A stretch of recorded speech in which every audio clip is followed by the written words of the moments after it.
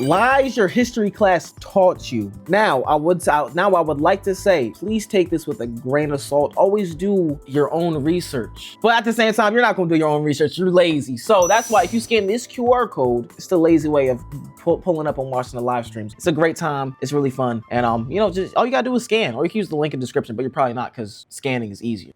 Lazy bum. All right. Many of the facts you learned in history class would earn you a big fat F if the history books were written by neutral parties. Here's a few historical lies that might just make you rethink your entire education.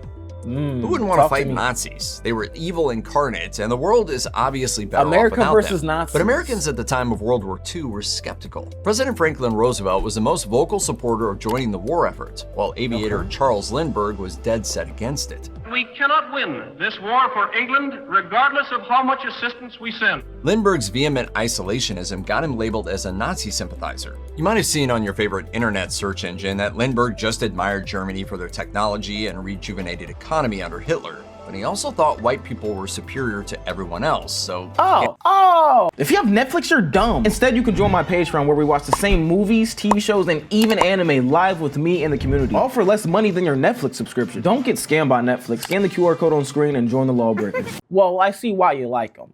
Right. Yeah, sounds pretty sympathetic. Right. Lindbergh was complicated. He greatly criticized the German government for Kristallnacht and gets singled out today for some pro-Nazi leanings that aren't really there. Jeez. But here's the thing, it was far more than just Lindbergh. In February 1939, some 20,000 American Nazis rally in Madison Square Garden. To lots of Americans, Europe seemed like another world, and it was their fight, not ours. Plus, a war meant another draft, and that was a deal breaker. College students figured they'd be the first to die, so students at Yale formed a large isolationist group called America First that quickly grew to over 800,000 members, including Gerald Ford, Gore Vidal, and John F. Kennedy. But I know him. I knew that the John F. Kennedy dude. I've heard about him. Everyone else, I don't know. It just seemed like a whole bunch of old white. American Firsters were also anti-Semitic and pro-fascist, as were a large contingent of their leaders. In other words, up until the attack on Pearl Harbor, the conviction to fight for right wasn't nearly as universal as we'd like to believe. One of the worst disasters in American history, the Great Chicago Fire, raged for 2 days in October 1871. What is this? Newspapers claimed a certain Mrs. O'Leary had been milking one of her cows on October 8th when either she or the animal knocked over a lantern and started the blaze. And burnt down the whole entire... No. That's a CIA cover-up. What do you mean? The cow knocked over a lantern, and now the whole town burnt down. I'm not believing that, bro. It died down, 300 people were dead, and around 100,000 were homeless. The fire ripped through 2,000 acres, leaving $200 million worth of property in ashes. Naturally, when something this horrible happens, people want a scapegoat, and this time it was Catherine Don't talk about O'Leary, animals. an Irish immigrant who made her living selling We don't like milk. this cow. Mrs. O'Leary insisted that she'd been asleep the evening the fire started, probably because she got up early to milk her cows in the morning, and mostly because she was asleep when the fire started. Shortly after the fire, an official inquiry stated that there was no way to prove who or what started the fire. If you were asleep while the fire started and 300 people died, how weren't you one of the people that died? If you were probably the closest to the fire, how are you not dead? The story's not making sense right now. I don't know if I'm just slow, but it's not adding up. I don't know. Of course, that didn't stop people from blaming O'Leary. When she finally died 24 years later, people said it was of a broken heart.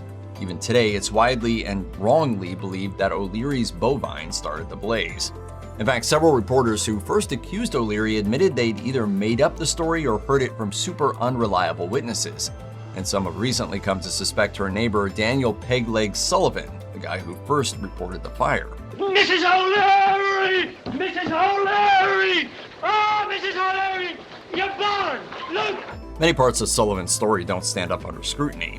But regardless of Pegleg who or Sullivan. what was at fault, the Chicago City Council finally decided there was no good reason to blame O'Leary. So in 1997, they cleared both Catherine and her infamous long-dead cow. Rosa Parks is best remembered for refusing to give up her seat on the bus, challenging segregation, and Rosa Parks said no.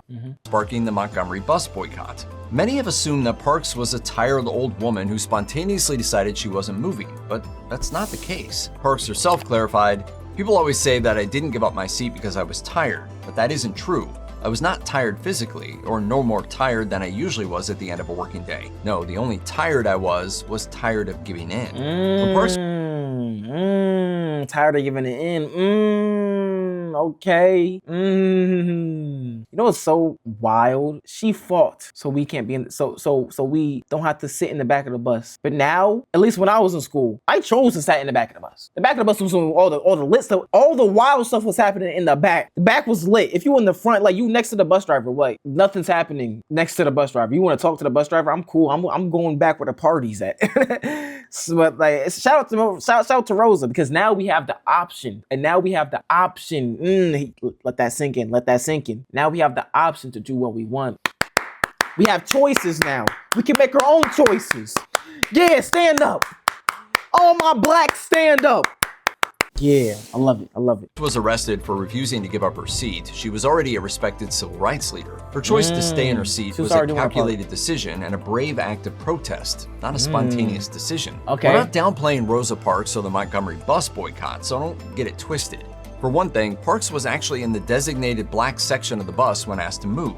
In those days, if the white section filled up, they just sat in the front of the black section. Parks in the Montgomery chapter of the NAACP knew this would happen and planted her in the right spot. Didn't MLK like wasn't he cracking like white ladies?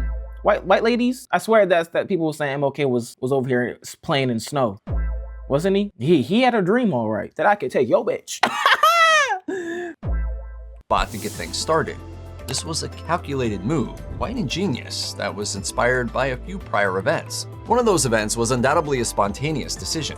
15-year-old Claudette Colvin flat out said no way when told to get up. Hey, you guys have to move because I'm white. After learning What was that? That pissed me off. Hey, you guys have to move because I'm white. So get up. What are you still standing there for? Hey, get up. I'm white. You're black. Let's fight. Hey, Negro. Sorry. about black history in school, Colvin refused to submit to the racist policy on her local bus and give up her seat for a white passenger.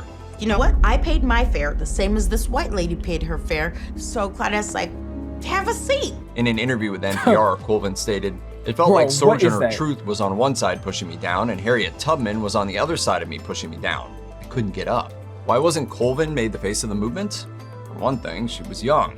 She was also, and I'm quoting the community leaders here, feisty and uncontrollable. She later became pregnant while still a teen, but that wasn't really a factor. Parks, a calm and determined leader, was a better choice to those. It's not a good look. It's like, I understand. I understand it's not a good look. You acting out, you had a baby when you was 14. It's like, I'm not about to put you as the face of the movement. You gotta move over there. You can still be in the movement, but in the back. Appreciate you though, but like doing a little too much. While Rosa Parks is actually like doing shit, actually doing progressive thing and things like that. The Pilgrims was a bunch of people who wear bell buckles on their head.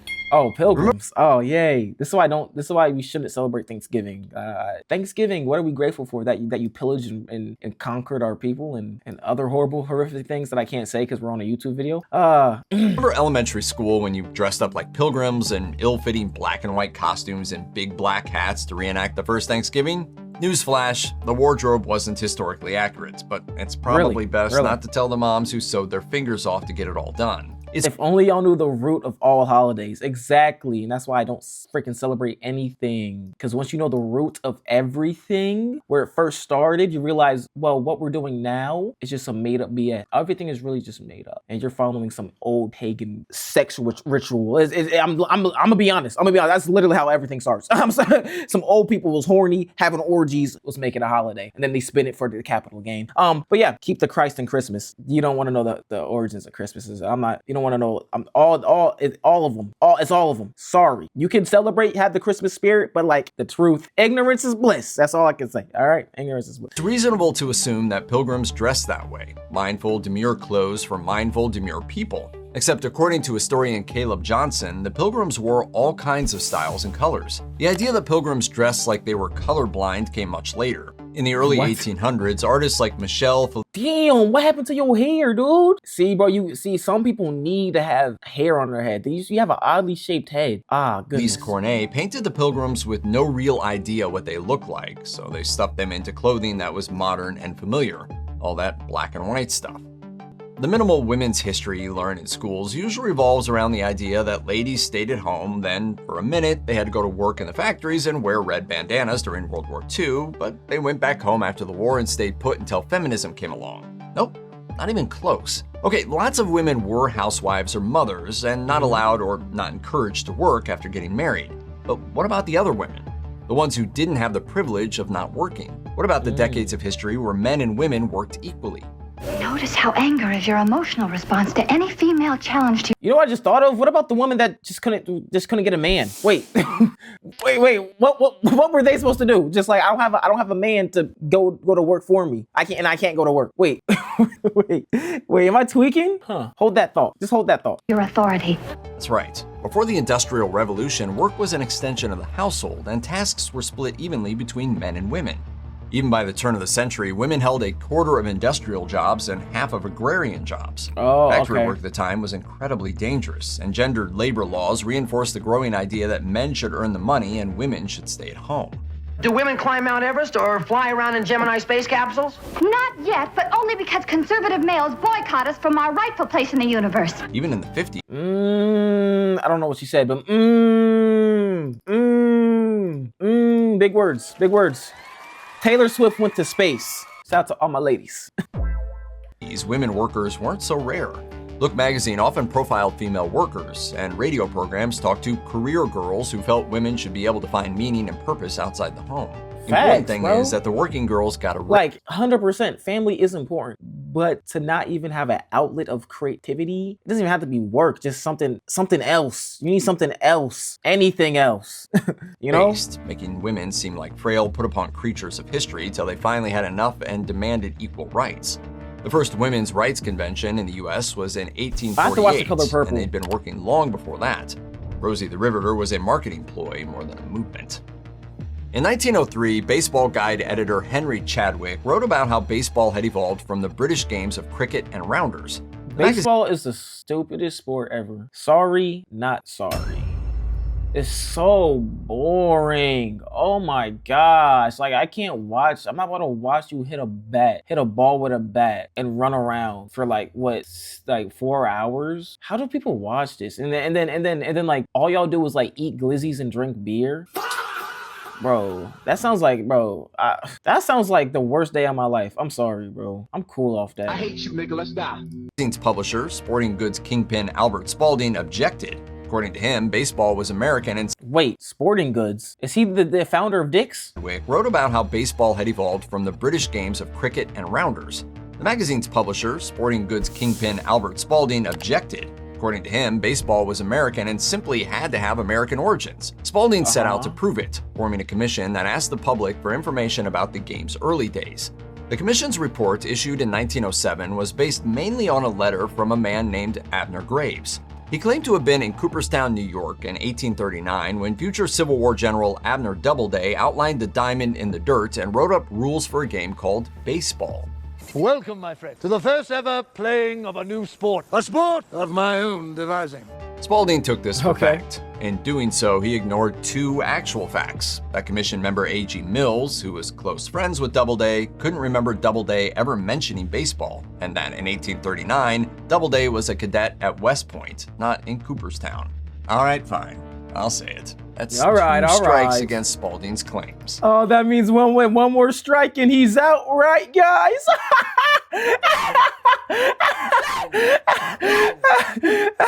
Because you get it, because it's baseball. I'm sorry. I'm so sorry. In the mid-1930s, Major League Baseball made plans to celebrate the 100th anniversary of Doubleday's invention. That's when Baseball Commissioner Kennesaw Mountain Landis got a letter from a man named Bruce Cartwright. He claimed his grandfather, Alexander Cartwright, invented baseball and that he could prove it with the original written rules, a field diagram, and a scorecard from the first game, played in Hoboken in 1845. The Hall of Fame honored Cartwright for his contributions, but Doubleday remains the inventor of only baseball player I know is MLK. Baseball in the court of public opinion. The two most well-known facts about Marie Antoinette are probably that she was guillotined during the French Revolution, and that when warned that her people were starving and running out of bread, she replied, "Let them eat cake." While there's no doubt that Marie Antoinette was born into extreme privilege and likely had no comprehension of the struggles her people faced, she almost definitively never said those words. Well, today, almost everyone associates this phrase with Marie Antoinette. It's actually been attributed to— I've never heard these. I've heard "let them eat cake," but I've never heard of this. I'm not gonna lie, but I've seen those words, "let them eat cake," like once or twice in my life. many noble women throughout history, long before Marie Antoinette was even born. It's likely that the story became associated with the beheaded queen, both because it fit well with her reputation as a vapid, rich woman from a foreign country who was sending France headlong into debt, and because the philosopher Jean-Jacques Rousseau claimed that it had been spoken by a princess, and some mistakenly assumed he was referring to her. Funny thing is, she probably didn't say anything, which— Is that MJ? Is that Mary Jane? Isn't any better when you think about it. July 14th, that's Bastille Day, marking the day the French stormed the Bastille to free the unjustly imprisoned and start a revolution, or so we think. After King Louis XVI dragged the nation into poverty, then raised taxes sky high to cover his butt, the people of France were pissed. And on July 14th, 1789, they fought. So everyone's just been dealing with taxes, huh? Oh, okay. Okay. Yo, okay. no bullshit, bro. Y'all niggas gotta fuck die. I'm seeing. So y'all raise taxes to save your behind. He said, "Frick everyone else." Okay. I'm seeing. Okay. But here's the thing. The Bastille was once full of political prisoners, but by 1789, there were just a handful of prisoners left inside. When revolutionaries stormed the place, it wasn't to free prisoners. They showed up to get more gunpowder.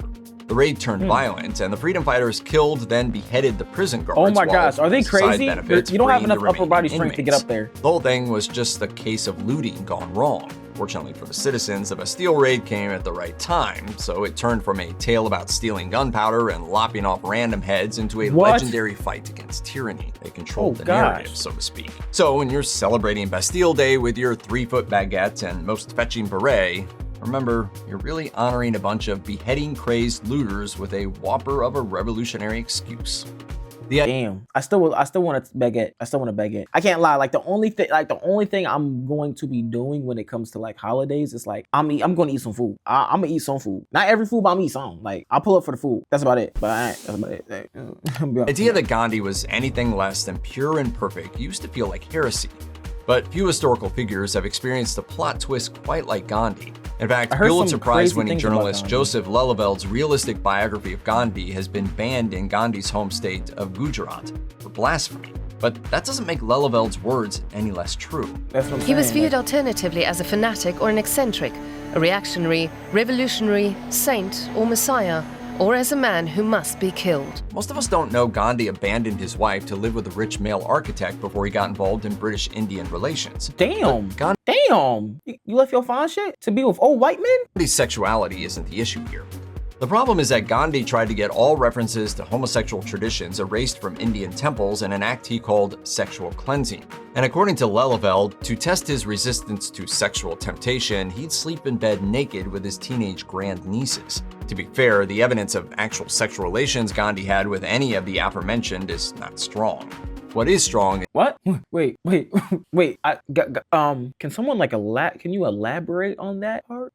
So he wanted to cleanse the lands, and in doing so, he wanted to test himself to see if he was clean by sleeping with minors, his own family, by the way. Also, the thing is like, did you pass or did you pass the test? What's the report? What? I'm kind of lost, really confused right now. I'm scared. Stuff that looks like flat-out racism. Gandhi may have wanted India free of British rule, but he was perfectly happy with the country's rigid caste system. Gandhi wrote of a time when he and his followers were locked up in a lower caste jail for protesting, saying, "We can understand not being classed with whites, but to be placed on the same level as the natives seemed too much to put up with. They're troublesome, very dirty, and live like animals." When asked about Indian views on race versus those of white South Africans, he wrote, "We believe as much in the purity of races as we think they do." Gandhi referred to the black South Africans by a slur that I'm not gonna say or define, but let's just— Nah, say it. Nah, say it. What you gotta say? It's America. It's called free speech, ain't it right? It's called free speech. Talk about it. Yeah. Say he didn't respect them. There's no denying the good Gandhi did for the world, but he was only human. and today he's more recalled for his negative aspects than what school books said 30 years ago about him. Hey, bro, I ain't gonna lie. Like, I've heard about Gandhi, but anytime I've really recently heard more. Like, I've heard about how he was perceived by a lot of people, but then I also heard, oh yeah, he was perceived like really good, and he like did some good stuff, but he was also like freaking weirdo. He like did some weird stuff, and this proved my point. And he was also racist, so it's like I don't know, bro. I don't know how someone could be. I can't say I don't know how someone could be so loved while also being a terrible human being. Because like, look at every rich, famous leader person ever. Not good people. I'm seeing a pattern. I'm noticing it. Without John F. Kennedy, we may never have had civil rights legislation, or so we've been taught. But when Kennedy heard about the planned march on Washington, where Martin Luther King Jr. gave his I Have a Dream speech, he actually tried to stop it. He even sent Vice President Johnson to Norway during the march because he didn't like LBJ's pro-civil rights policies. Each time a big issue came up, the president and the attorney general did everything they could not to have to get involved. Kennedy was forced to act on civil rights after the Freedom Riders and the assassination of Medgar Evers, but he thought the legislation would fail and hurt his chances of passing the bills he really cared about. After Kennedy was assassinated, though, I don't care if I don't care that it's white only. I don't want your food anyway. It's shit mad bland. Your food got no flavor. You can keep your food, man. When President Johnson put all his effort behind the Civil Rights Act, LBJ used the people's grief over the loss of the beloved young president to get Congress to act, and in the end, JFK got all the credit. World War II is often considered the last war where the lines between good guys and bad guys were clear. The Axis powers wanted to take over the world. The Allies wanted to stop them. But nothing is ever that simple. American GIs were responsible for numerous war crimes as horrific as those committed by the Japanese and Germans. For example, in 1943, US soldiers invaded the island of Sicily, and inspired by an intentionally numerous war crimes as horrific as those committed by the Japanese and Germans. For example, in 1943, US But he low-key cake. He low-key cake. He low-key. Just like low-key. That's like the lowest keys. soldiers invaded the island of Sicily, and inspired by an intentionally ambiguous speech from General George S. Patton, murdered at least 77 POWs in what is known as the Biscari Massacre. It was even worse for European women. GIs were responsible for approximately 14,000 sexual assaults in England, Germany, and France from 1942 to 1945. But things took a truly barbaric turn in the Pacific Theater. Even though it was illegal, American troops made a habit. Why were you looking? It was looking at me. Hey, that shit was poking. I'm gonna be honest. We all seen it. We're not gonna lie and say it wasn't staring at us. What? Come on. Habit of taking trophies from dead Japanese soldiers, and not by fumbling through their pockets or taking their weapons. GIs actually lopped off ears, pulled out teeth, and took bones as mementos to send to their parents, wives, and girlfriends. This behavior went all the way to the White House. In 1944, a congressman gave President Roosevelt a letter opener made from a Japanese arm, and the president responded with, "This is the sort of gift I like to get." Everybody knows the Japanese bombed Pearl Harbor on December 7, 1941. The surprise attack left over 2,000 Americans dead and finally forced the US into World War II. But despite what many people think, it wasn't the last time the Japanese dropped bombs on US soil. In February 1942, a Japanese sub fired a couple of shells at an oil field near Santa Barbara. Then in June, another sub lobbed explosives at a fort on the Columbia River. That same year, a pilot named Nobuo Fujita dropped 4 incendiary bombs into the forests of southern Oregon, hoping to spark massive fires. Thankfully, the woods were just too wet, but the Japanese had more success with their fugos, fire balloons that floated across the Pacific Ocean and landed on US soil. While only one of around 6,000 balloons actually killed anyone, that fugo claimed the lives of a pregnant woman and 5 children. Oh my goodness. The nation was kept in the dark. No one wanted the Japanese to find out their devices worked. Crazier still, the Japanese straight up invaded the Aleutian Islands and set up bases in the Alaskan Territory, prompting an island hopping campaign that stretched from June 1942 to August 1943. Of course, the Japanese weren't the only ones trying to bring down the US. The Nazis were involved too, only instead of dropping bombs, they were dropping saboteurs. In 1942, U-boats deposited 8 saboteurs in both Florida and New York. These agents planned on destroying as many railroads, bridges, hydroelectric plants, and factories as possible. They even wanted to shut down New York City's water supply. Fortunately, 2 of the spies got cold feet and sold their buddies out to the FBI before any damage was done. The submarine saboteurs were in jail 2 weeks after they landed. 6 of the 8 were executed after a military trial. By 1860, there were 4.4 million black Only people whites in the owned United slaves. States, and 3.9 million of them were enslaved. But there were a surprising number of slave owners who actually weren't white. Wanting to fit in with white society, wealthy members of the Cherokee Nation owned around 4,600 black slaves. The tribe even sided with the Confederacy during the Civil War because they didn't want to lose their slaves. Stranger still, in 1830, about 3,700 black freedmen owned slaves. In fairness, a few of them bought their own family members to protect them, but that wasn't always the case. Take William Ellison. One of the wealthiest men in South Carolina, Ellison was a black man who used his 63 slaves to work his 900 acres. And he was The amount, I can't even say the word, the amount of raccoonery that's going on is crazy. At all concerned with keeping friends and family members safe. The guy just wanted free labor. And before Ellison was even born, there was Anthony Johnson, He was looking a at- black he was like, man this- who won he's a like, this court is my decision in business. 1654 to keep a black Yo. indentured servant as a slave. As historian R. Halliburton Jr. points out, this was one of the first known legal sanctions of slavery and helped set the terrible precedent that would only end with the deadliest war in U.S. history. If slavery in America lasted around 250 years, why weren't there more slave revolts? Sure, there was Nat Turner's Rebellion and the Amistad Mutiny, but other than those two super famous incidents, why didn't more slaves fight back against their captors? There's probably a absolutely lot. did. A Some lot. historians estimate that there were And a over lot wasn't 300 revolts and mentioned. conspiracies, and while most of these were put down violently, a few were surprisingly successful. There was the Stono Rebellion of 1739, where around 100 slaves overthrew their white masters and fled for Spanish Florida, where slavery was illegal.